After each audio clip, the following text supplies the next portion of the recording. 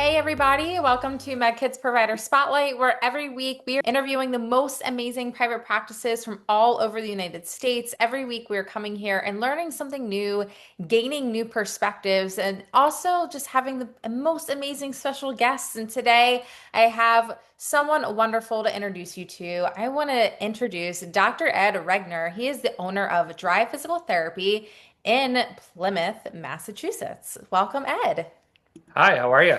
Hi, I'm so happy to have you on. I know we have like so much to dive into and so much we want to get to know about you, but I thought, Ed, maybe we'd start off a little bit about today in terms of your story. I always think it's interesting to know the why behind what you do, why you opened your practice, why did you get into physical therapy? So if you don't mind, feel free to share any and all of your story with us. We'd love to hear.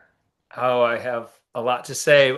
First, I want to say thank you so much. I'm honored to be spotlighted here. But yeah, to tell you how I got into physical therapy. I mean, most of my family, my mom, my aunts and uncles, a lot of them are in the medical field. So I was always raised knowing I was going to be in the medical field.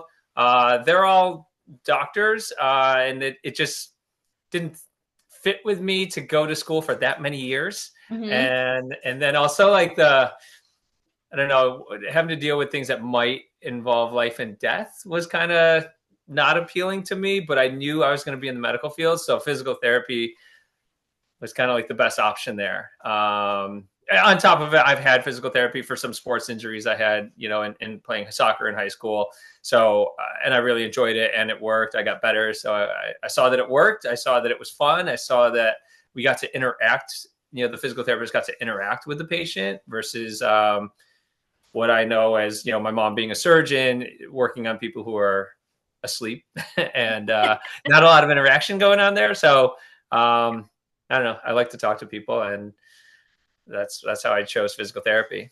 That's awesome. I love Yeah, that you had some really great mentors that also had different experiences, as well in the medical field and knowing that that's some place that you wanted to be too, but made it your own and take it from your own experience as an athlete and just gone through, I think a part of physical therapy is going through adversity at some time or yeah, another, right? And so yeah, you're interacting with people that you've been on that same side too. You've had that adversary and you had, those injuries. You've had the sorrow of not being able to do what you had done before and getting back to where you are. So I'm sure yeah. you can speak a lot to that piece with your clients.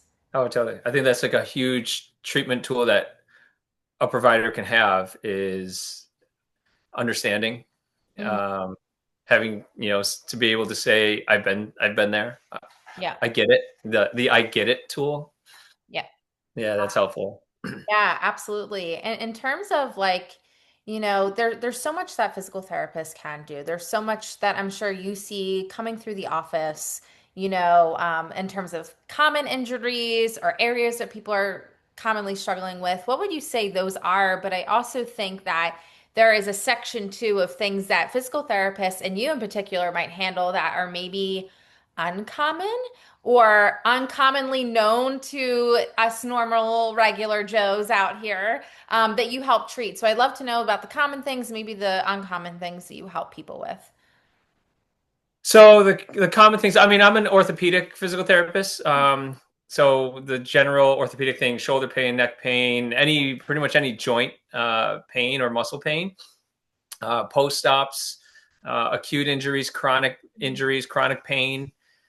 When you were asking that question, I what stood out to me was the question of like, what's something I think I treat that a lot of people aren't familiar or surprised to know that I treat. And Yeah.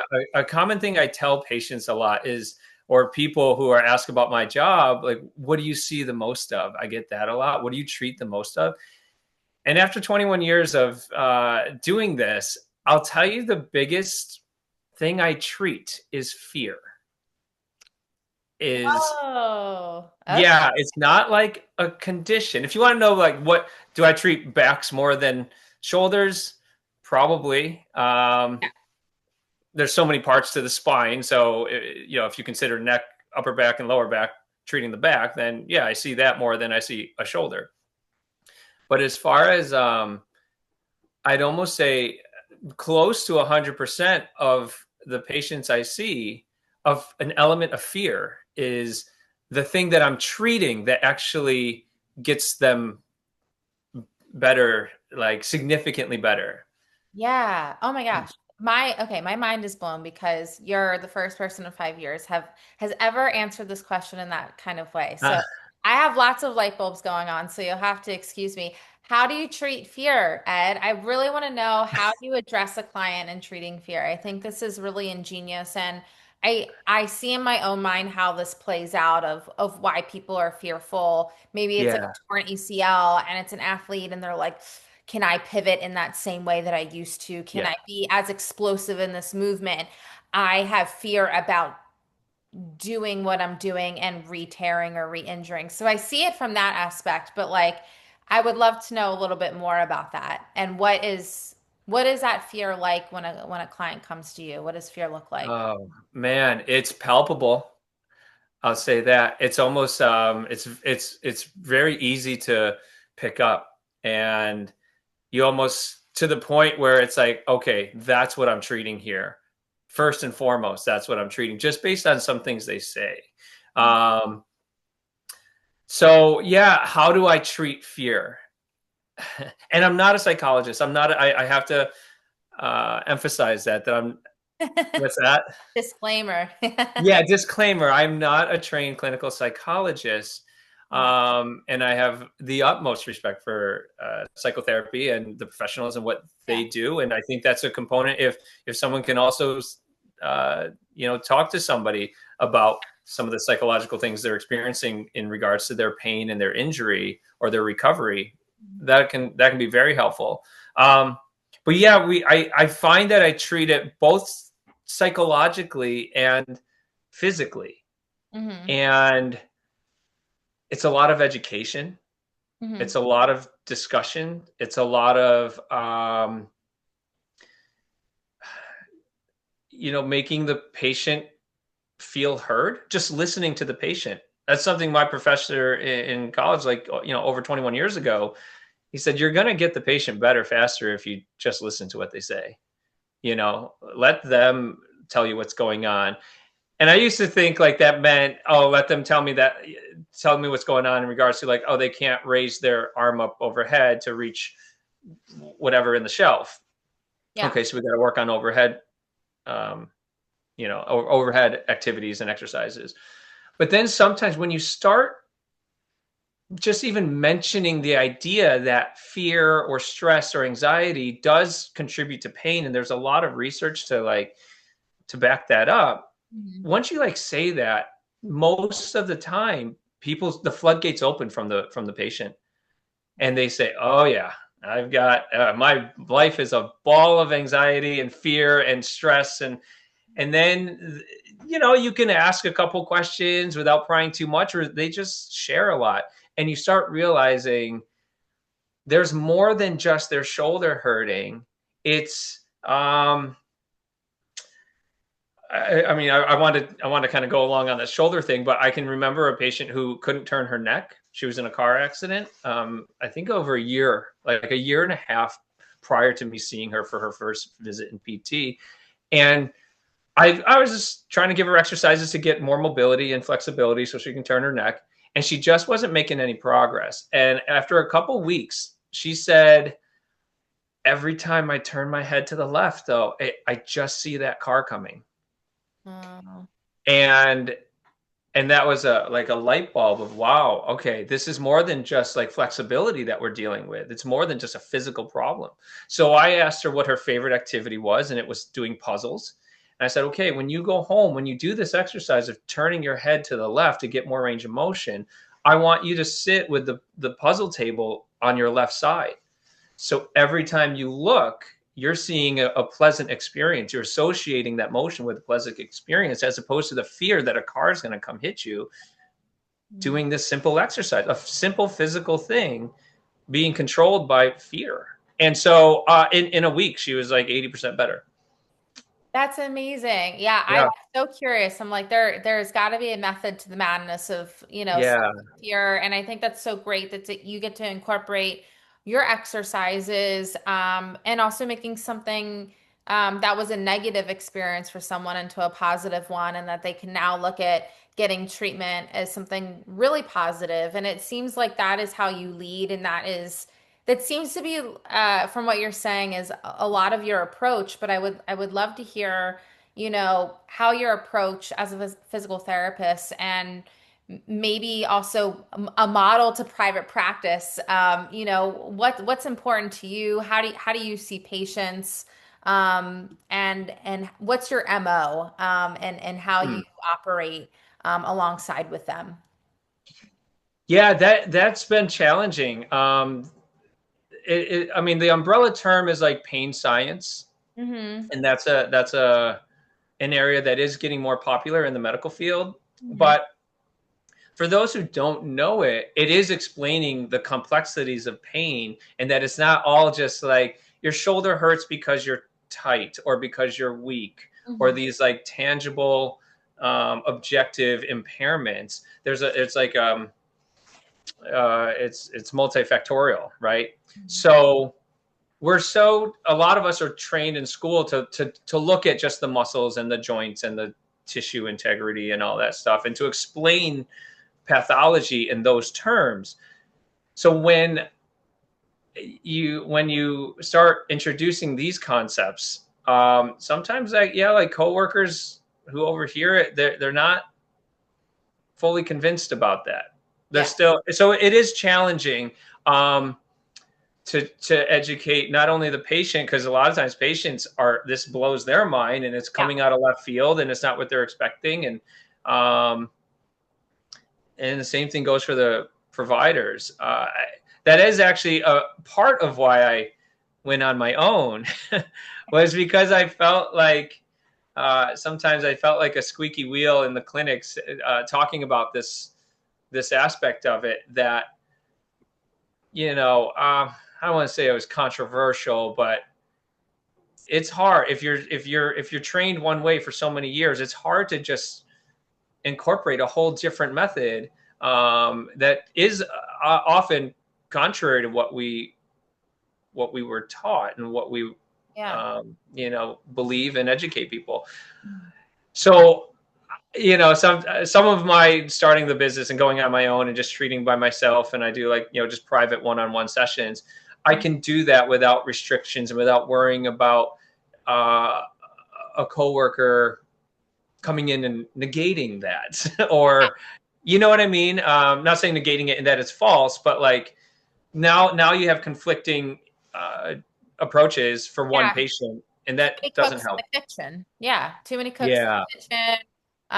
Yeah, I mean, I think, you know, being a private practice, I think there are a lot of really admirable things about, whether you've come from a hospital system or you want to break out and start your own thing. I think you have your own reasons for that.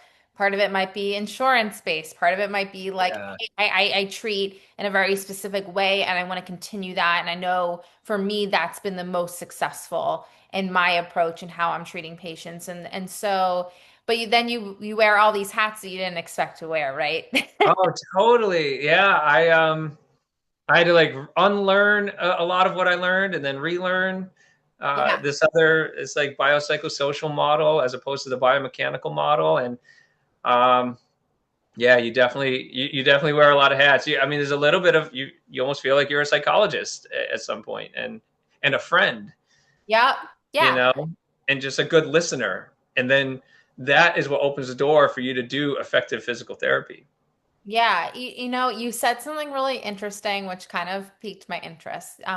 You've had to learn and then unlearn things. And I think as humans, Yeah. we all have to do that at some point. And I think it's especially true when there's a lot of information in this day of age. And we learn things from the internet, we learn things from now ChatGPT. And I am sure you spend a lot of your time helping people unlearn unhelpful or wrong things or old wives' tales they have learned from Aunt Sally about their knee or whatever and do this, and you're like, that's all false. Sorry to let you down, burst the bubble. But I'd love to hear Yeah. from you. What are some of maybe the misconceptions about physical therapy or practicing, whatever it might be? I'd love for you to debunk what you've had to teach people to unlearn about maybe some of those old wives' tales or Sure. anything.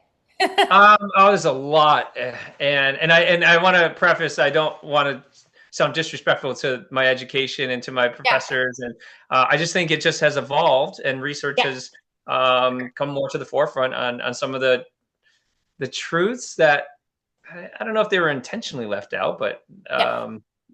just not exposed before. But so some of the concepts of pain does not have to equal tissue damage, or Mm. tissue damage does not have to equal pain. That and you can you can give clear examples real quickly of when people think if I'm in pain that means there's something wrong, something's broken, something's torn, something's there that shouldn't be there. These ideas of why the reason people think they're in pain, I think, is the biggest discrepancy in the medical world, or at least in the pain world, because they all just feel it. The physical can be related to non-physical reasons. Um, and even a physical, I actually experienced this yesterday. I got a paper cut, not very big, but I didn't know I had it until I put Purell on my hands.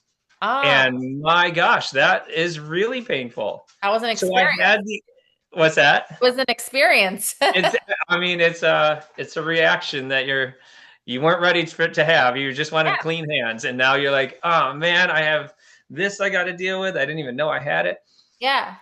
And so I use that example a lot for people to understand. Like, listen, if tissue damage meant pain, I didn't have any pain until I had that Purell on my hands, and that was already damaged.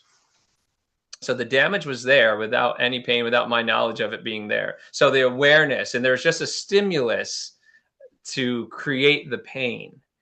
So people think pain is it physical? Yes, you feel it, but I don't know. I bet if I never put that hand sanitizer on, it probably would have even healed. If I didn't put hand sanitizer on for like a couple days, it probably would have healed, and I never known it was there.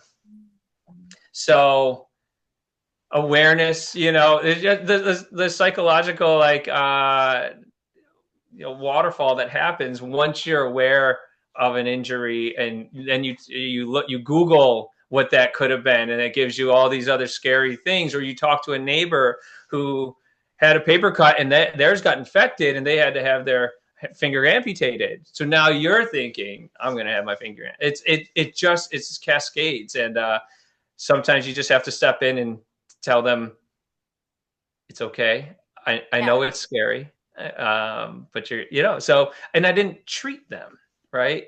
I didn't treat them physically. You calmed their fears, and their pain went from an 8 to a 3 without doing an exercise. Yeah, it seems, I think that goes back to, a little bit what you're saying about the fear. I think there's maybe more to that, and that, maybe some injuries or some things can definitely be, affected by the mind and how you feel about that today. And, Yeah, kind of shaping up your mindset to whatever that is can make you feel so much better. And yeah, you thought was an eight was really a three. right. And so I can definitely appreciate that and understand how that's so helpful, and just to have someone be there with you to walk you through that and take a look at the whole body itself, including what's in here, Yeah, yeah, is really important. So I love that. You've given us such, I mean, great ideas and perspectives, and these debunking of misconceptions. And I think, you know, I think everyone here would appreciate, they're like, oh, Dr. Ed's like awesome. What else can you give us, Ed? And so I think maybe some pro tips are in line. I think maybe if you could give a two-pronged question, maybe is, some advice that you can give to patients, clients to move maybe their health in a positive trajectory, something small that they can do today. But maybe also for the private practice owners, like you certainly mentioned, giving them some shout outs here, during this time. And, I always think people can learn more, do more, and learn from each other. So maybe there's something that you're doing today that you're like, hey, everyone should take note of this. This has been so clutch for me Yeah. as a private practice owner. Try it out. Oh man, advice to private practice owners or just PTs in general, Yeah. is not to forget why we became PTs Mm, and to not get caught up in the insurance and the corporate world game, even if you work for a corporation or a business. There's a lot of there's a big numbers game out there that I think the patients don't realize that they're part of. Because of dwindling reimbursement rates from insurances, we need to see more people. mhm, And I mean, I'll probably get in trouble for like exposing this truth, but you have to see more people mhm. and to keep the lights on, to keep your Yeah, business. It's not necessarily like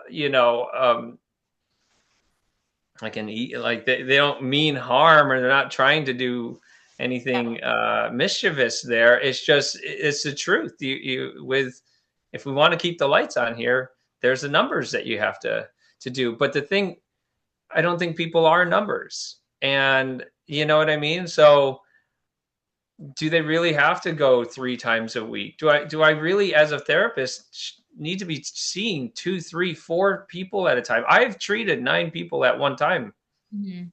in my career. I've done every number from 1 to 9 at Wow. once, at simultaneously, and that's not awesome. Yeah.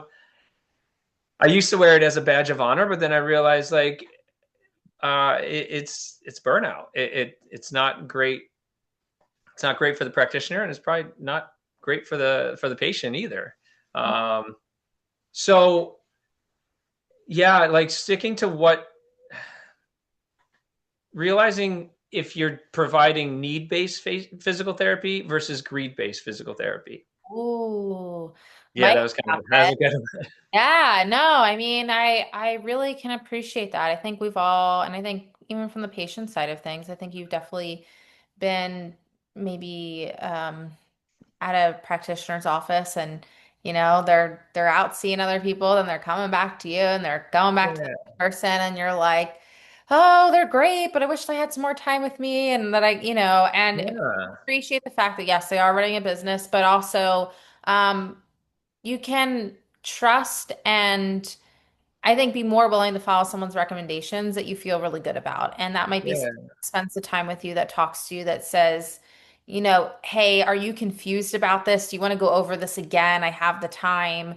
yeah, That this would help you. I'll do it. And so I think there's a lot to what you're saying. And I think as someone who's just starting their business and they're afraid and they're doing all the things and there's burnout there too, and then there's burnout for people that have had their businesses for 20 plus years as well. yeah, But I think in the midst of today's day and age where everything is super fast and there is just burnout, to yeah, just remember the why and remember the people that you're helping and that you are doing good work and to stick with it. And so I think that's like an awesome recommendations for providers and something that they can definitely take home, no matter yeah, what stage that they're in, starting new or they've been around the block a few times. So I think that's great. And in terms of, I think that's also a little bit of a pro tip for patients too, like recognize what people are, the people that you're seeing and making sure they're there for you. So I think yeah. that's in itself a little bit of a pro tip for the non-clinical people out there. But is there anything else that you would say is really important that we should all be focusing in on our health, just to drive it forward just a little bit?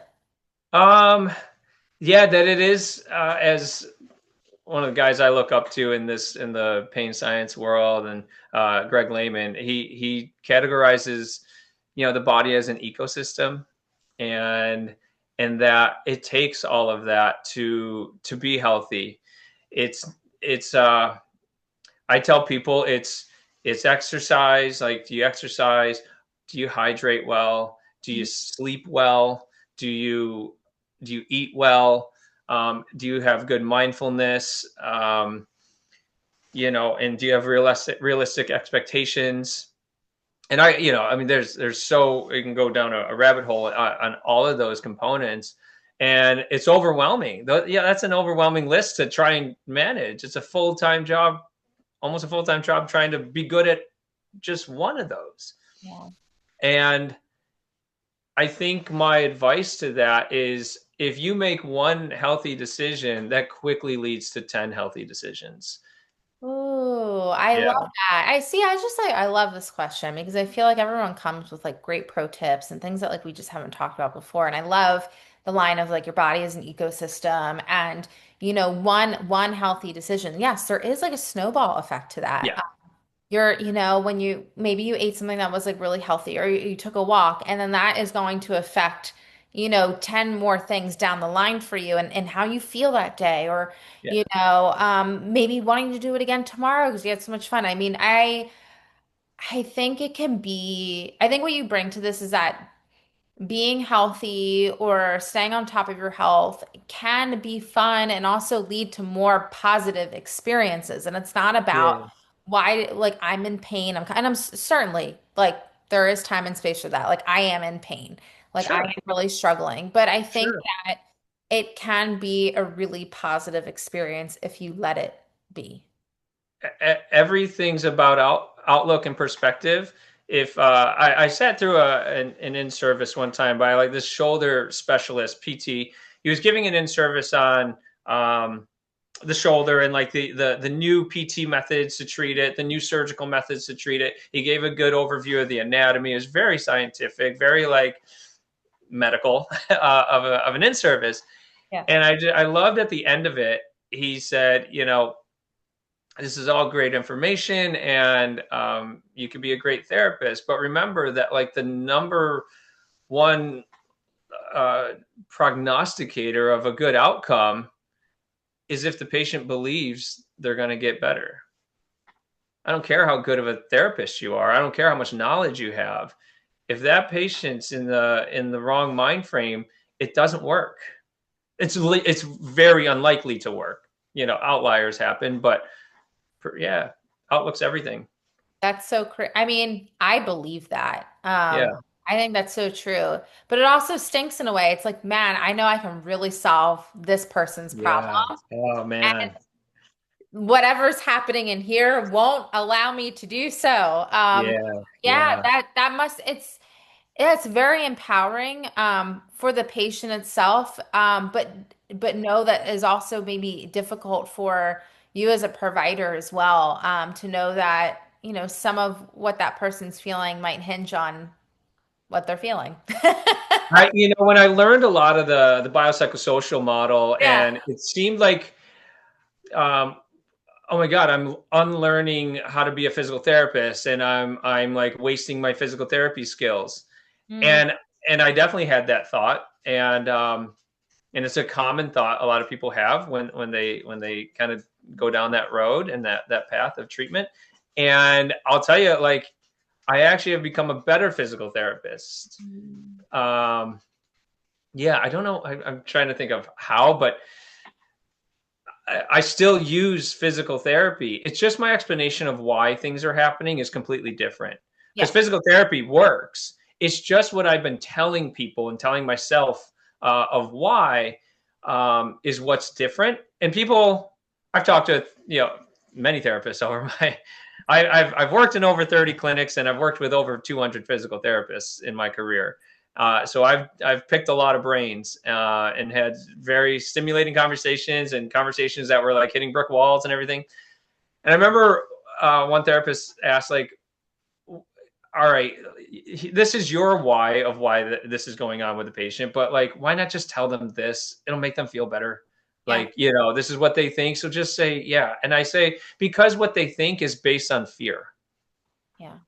and it's based on that's going to perpetuate the situation. and I'm trying to get them better faster because I know I can if I can just let them see the truth of what's going on and this other like positive side of the half moon cookie. And that's what I felt when I learned the biopsychosocial. I was a biomechanical physical therapist for the first 13 to 15 years of my career. Mhm. Um, and I was good. I got a lot of people better, and I had a lot of success in that. But then when I learned this other side, the biopsychosocial side, Yep. I it immediately felt like, oh my God, there was this other half of this half moon cookie that I didn't know existed. I thought I was the whole cookie before. But there's the biomechanical and the biopsychosocial, and that is a complete therapist. And now that's a complete person that you're Yeah. treating. You're treating the complete person.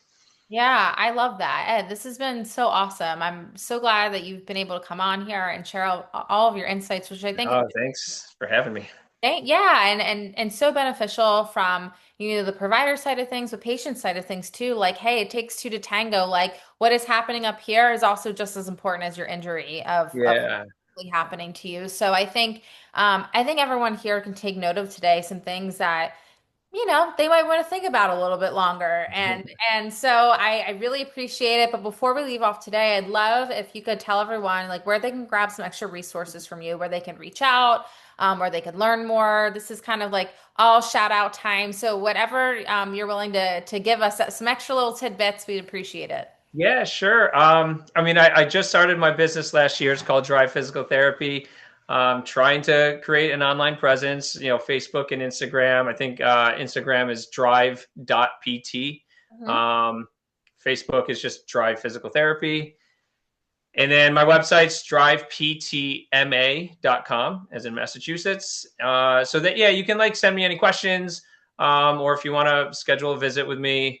It's private, no insurance, and it's one-on-one. I come to your home and treat you in the comfort, to what's really specific to what the environment you have to navigate. So pretty personalized physical therapy, and yeah, and then I can give my phone number. I give my phone number. Whatever you like, Ed. Sure. Yeah, people like call or text. I get a lot of that, like call and texting, because I can also do virtual visits. But it's 508-992-7905, and Awesome. I think that's email, right? People have Yeah, emails. let's do it. Uh, yeah, it's ed@driveptma.com, and I swear that's everything. That's how you get a hold of me. That's Yeah. awesome. We'll also drop some resources here in the bio. And we just really very much enjoyed chatting with you today, Ed. I think Yeah, likewise. this is awesome, and we hope to have you on again soon. I would be honored. Thank you. Thank you.